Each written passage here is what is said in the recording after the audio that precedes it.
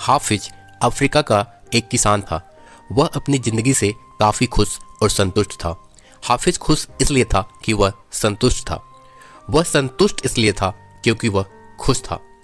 एक दिन एक अक्लमंद आदमी उसके पास आया। उसने हाफिज से पूछा, अगर तुम्हारे पास अंगूठे जितना बड़ा हीरा हो तो तुम पूरा शहर खरीद सकते हो, और अगर तुम्हारे पास मुट्ठी जितना बड़ा हीरा हो तो तुम अपने लिए शायद पूरा देश ही खरीद लो। वह अक्लमंद आदमी इतना कहकर वहां से चला गया। उस रात हाफिज सो नहीं सका। वह असंतुष्ट हो चुका था, इसलिए उसकी खुशी भी खत्म हो चुकी थी। दूसरे दिन सुबह होते ही हाफिज ने अपने खेतों को बेचने और अपने परिवार की देखभाल का इंतजाम किया और हीरे खोजने के लिए रवाना हो गया। वह हीरों की खोज में पूरे अफ्रीका में भटकता रहा, पर उन्हें पा नहीं सका। उसने उन्हें यूरोप में भी ढूंढा, पर वे वहां भी नहीं मिले। स्पेन पहुंचते पहुंचते वह मानसिक, शारीरिक और आर्थिक स्तर पर पूरी तरह टूट चुका था। वह इतना मायूस हो चुका था कि उसने बार्सिलोना नदी में कूदकर खुदकुशी कर ली। इधर जिस आदमी ने हाफिज के खेत खरीदे थे, वह एक दिन उन खेतों से होकर बहने वाले नाले में अपने ऊँटों को पानी पिला रहा था। तभी सुबह के वक्त उग रहे सूरज की किरणें नाले के दूसरी ओर पड़े एक पत्थर पर पड़ी और वह इंद्रधनुष की तरह जगमगा उठा।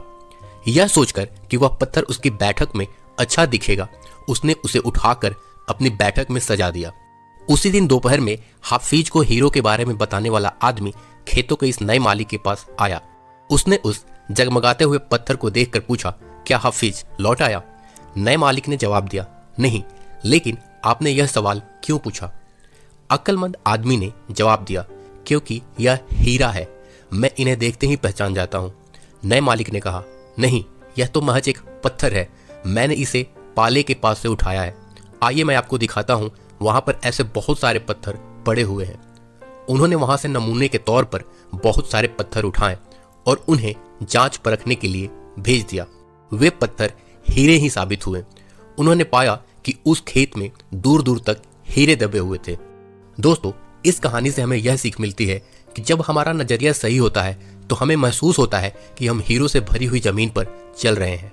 मौके हमेशा हमारे पांवों तले दबे हुए हैं। हमें उनकी तलाश में कहीं और जाने की जरूरत नहीं है, हमें केवल उनको पहचान लेना है।